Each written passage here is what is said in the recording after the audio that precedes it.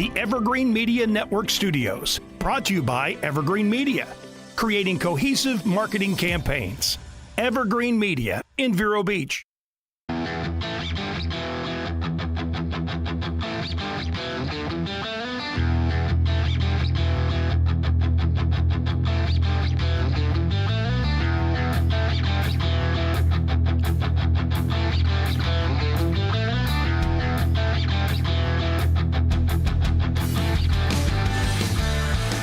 Welcome back to Classic Car Radio. We are going to do some more news.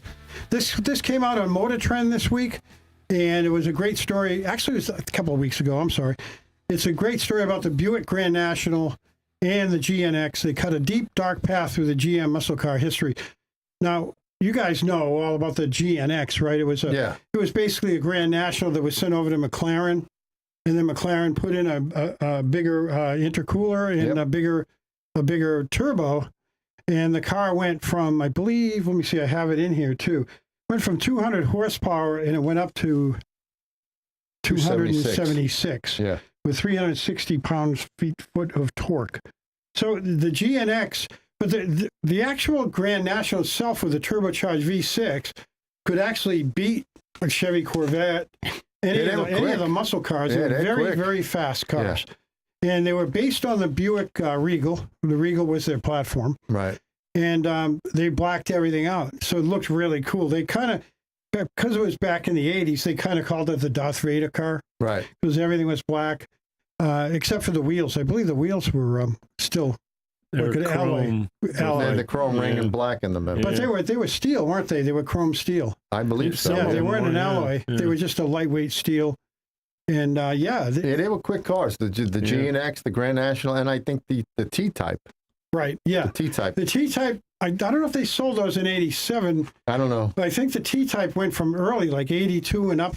They had a lot of trouble with those up until '85, and then when the Grand National came out, they fixed it. Real Grand National, and then they had the 80, 85, 86, which is better, and the 87, which is premium. So the 87 Grand National is the car. There's the GNX on the screen now.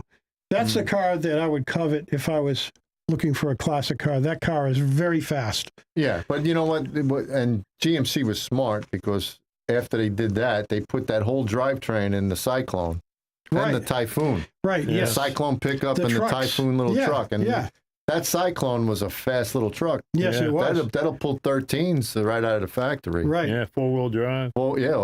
Yeah, those things moved. And the Cyclone is also very coveted. I mean, you see one on an auction block, they go for big bucks. Yeah, they've gotten higher. They used to go around 15, and now they're getting in the 20s and 30s and 40s. Right. If you could find a Typhoon, those are pretty nice too. You know, you're not driving a. Who is the Typhoon? GMC. Same thing. It's just a Blazer version of it. What's the difference? Oh, I see. You had the truck. One's a pickup truck. The other one's like a little Blazer. Okay. Yeah, it's like the GMC Jimmy, I guess. Yeah, I get it. Yeah. So the GNX also received suspension upgrades. Let me get this closer here. Suspension upgrades over the Grand National.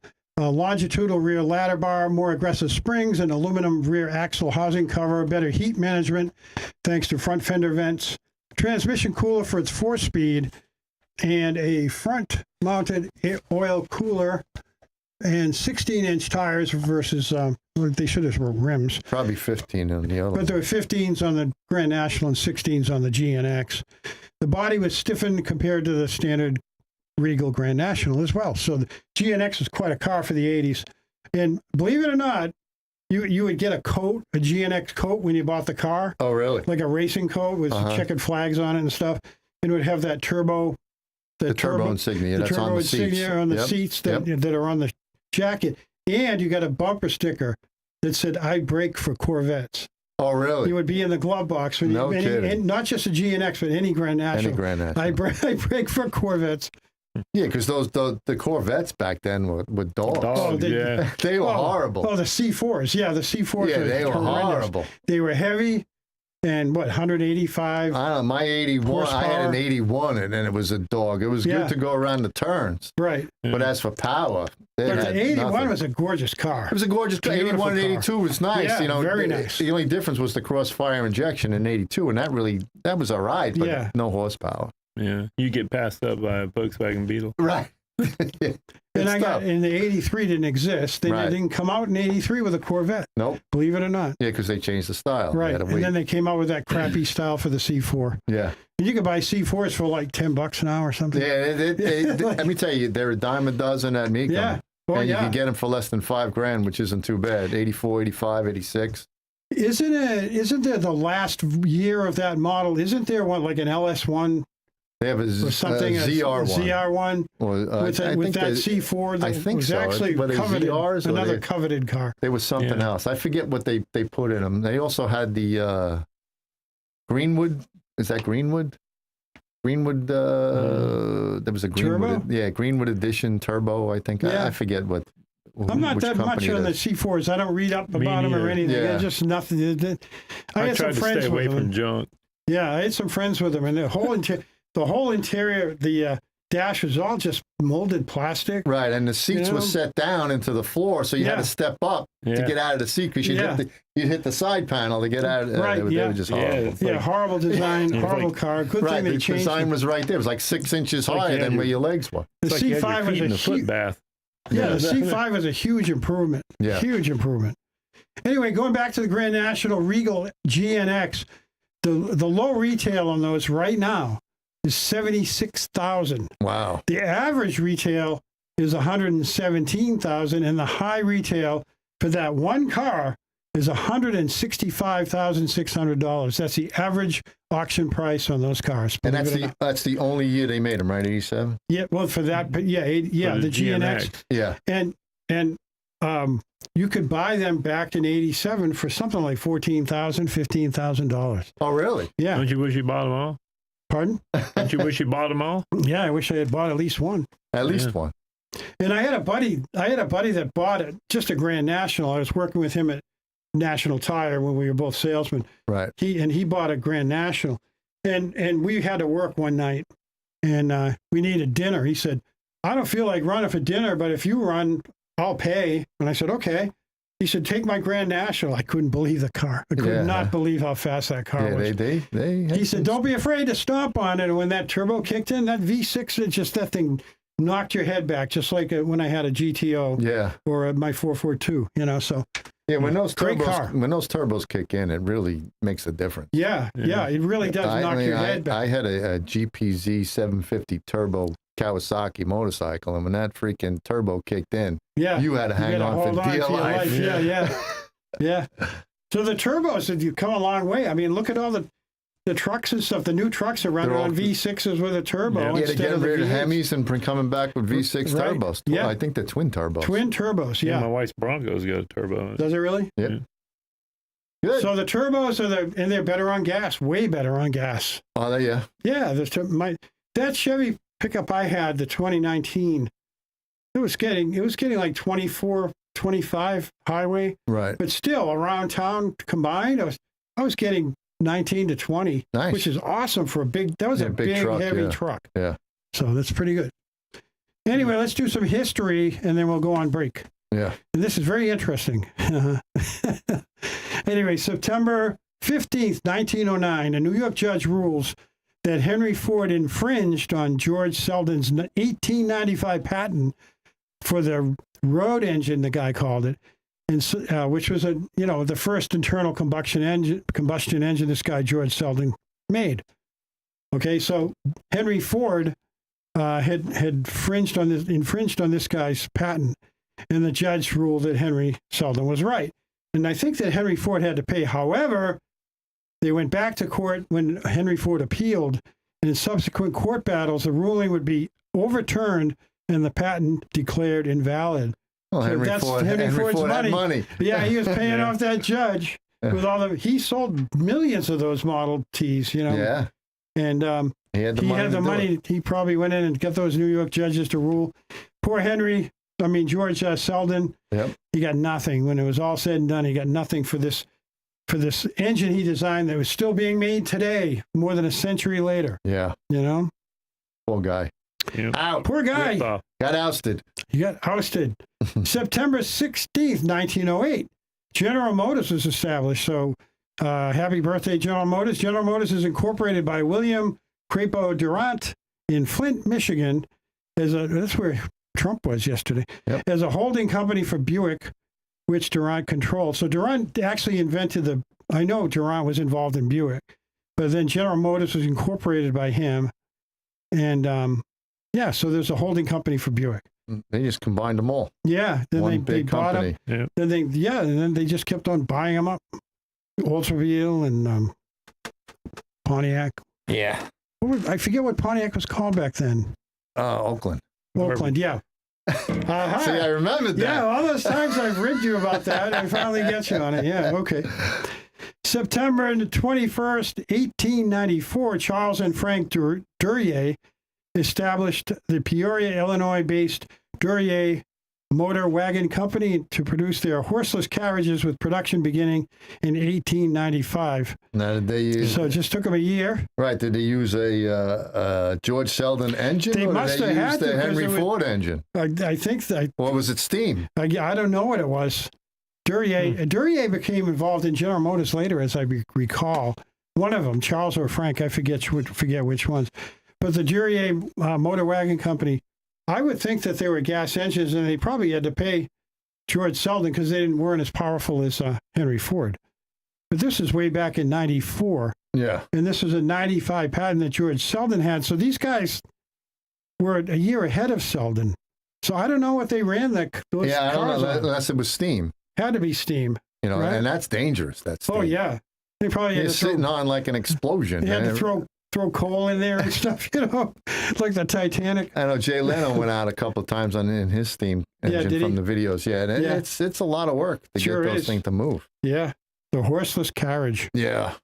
Motor Wagon Company. Anyway, let's go on break again and do the commercial thing, and we'll come back. We'll get some tech talk for you. We'll be right back.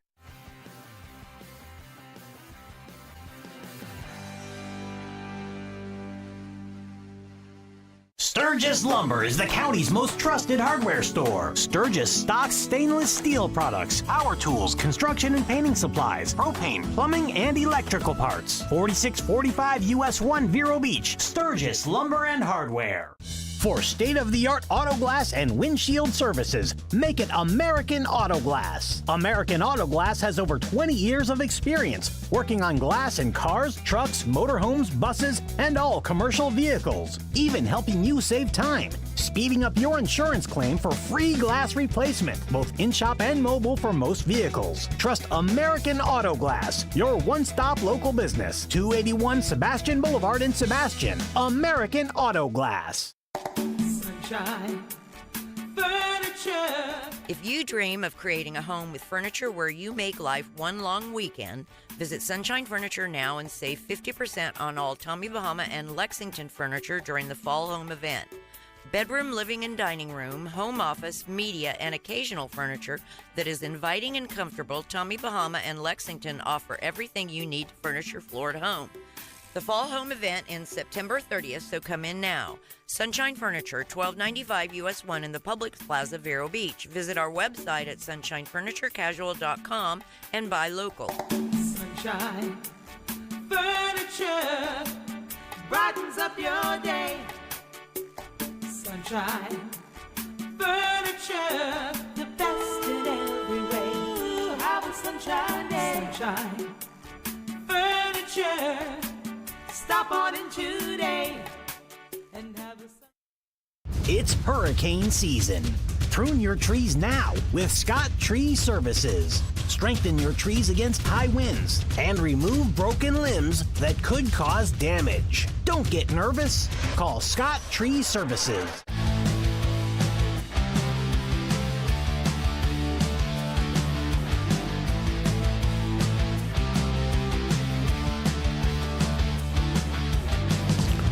Welcome back to Classic Car Radio. Keith McDonald. Last time I checked. Yeah, that's you. Yeah, and I don't have a pager for you. It's easy for you to say. Yeah. Anyway, I'm here with Mike Carano and Todd Byron. Welcome back, guys. The great Todd Byron. Todd, did your wife Julie get on YouTube? I tagged her. Oh, you did? Yeah, to see if she could get on. Oh, she didn't. Okay. No. I know you said she had trouble getting on YouTube. So A friend of mine had trouble getting on the second segment as well. Yeah, sometimes it's tough to navigate the whole thing. Yeah. I try to post it on Classic Car Radio Facebook page. Yeah, you put it on after when it's up, and it's easy to watch. And then I put it on also the Sebastian Muscle Car page, just so people could watch. Yeah. And once again, our shorts at Evergreen Media on YouTube, our shorts are doing very well. Yeah. So mine are clean. There you go. Todd's got clean shorts today.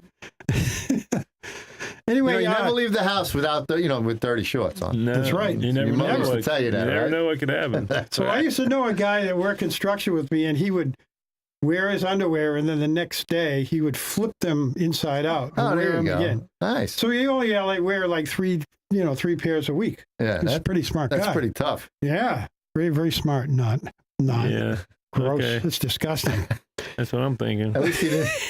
If he flipped them and turned them around the other way, that'd be something. Oh, that's even worse. Yeah.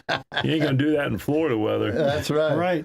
All right, what do you got going? You got Tech Talk. Yeah. How do people contact us? Go ahead. Yeah, go to AmericanCarClassics@gmail.com. Write in your question, no matter what it is, even if it's about Todd's shorts, and we'll try to answer them. Todd will probably want to answer that one, though. Yep. Anyway. They're clean. I almost wore one of those Todd T-shirts that he has on there, the classic restoration. Yeah, I didn't get one from him. But he won't give me one. He's not in the business anymore. I know. So now I do have some large. Now I got my other favorite mechanic, Steve. I got Steve's shirt. Oh, you got a shirt for him too? Yeah, you what the hell? You have to get your car worked on once in a while. You know what I have? I have J&J Auto. Right. From down off Old Dixie, right? And I have Custom Paint and Body still from Dale Warrington from his shop down in Fort Pierce. Yeah, he doesn't have that anymore, right? He sold pretty much everything. His son took it. No, I think his son sell out. I think the last time I spoke to him at a show, I think he got rid of everything.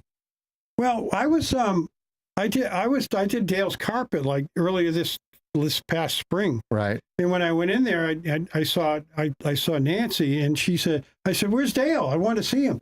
Oh, he's down at the shop before Pierce. Oh, see, all right. I thought he changed the name of the place too. Oh, I think I could have sworn when I spoke to him the last time, he only had one building left, and that was it.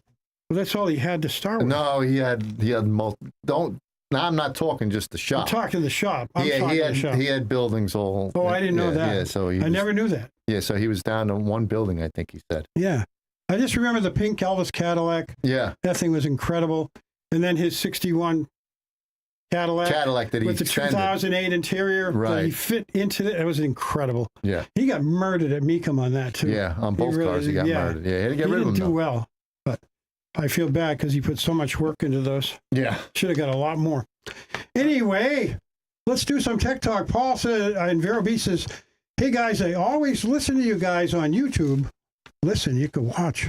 Yeah. Anyway, and I was surprised to find your classic car show on every Saturday on my radio. So I look forward to hearing you crazy bastards every week. And I get a lot of static on AM, especially at traffic lights, which is maddening. Now, I was wondering about the Spotify podcast you guys mentioned last week. Can you tell me how to listen on Spotify? I'm in my 70s, but I know how to work my computer pretty well. Jesse, there's a question for you, Jesse, buddy. That's one for you. One for me. How do you get Spotify? Spotify, well, if you're good at computers and you got a phone, you can just download the Spotify app from whatever app store you use, whether it's Android or an iPhone. You got an app store. Just open that app store, click on the Spotify app. Then, once you've got that downloaded, open it up, and then search for Classic Car Radio Show. It should pop up. And if it doesn't, you can search EGM Network, and all of the Evergreen Media Network shows will pop up, and then you just find the Classic Car Radio Show. There you go. And what about, I know there's a lot of live radio on iHeart, but can you watch old shows on iHeart? Do you know? Like, can you watch a show? You can listen to them. Listen to them. Yeah. I don't know if you can watch them. No, you don't watch. No, you don't. I said watch. Okay. This guy messed me up completely. Yeah. Sorry, Paul. I'm not blaming you. Yeah, that's the iHeart Media app. Yeah, but can you only listen to our show on iHeart when it airs or something? No, you can listen to anytime. Yeah. Oh, that's great. You could ask Alexa to play the show. That's right. During the week, I listen to WAXE at noon to listen to Clay Travis and Buck Sexton. Right. You know, and I listen to WAXE even though I'm way up in Palm Bay. Right. And it streams, and I hear all the local commercials for down here. That's great. Which is good, yeah. So anyway, yeah, you can do Spotify, Paul, and thank you very much for listening. And if you're getting the static on AM and you're in Vero Beach, just go to the FM, you know, at 107.9. You're probably listening on AM at 1370.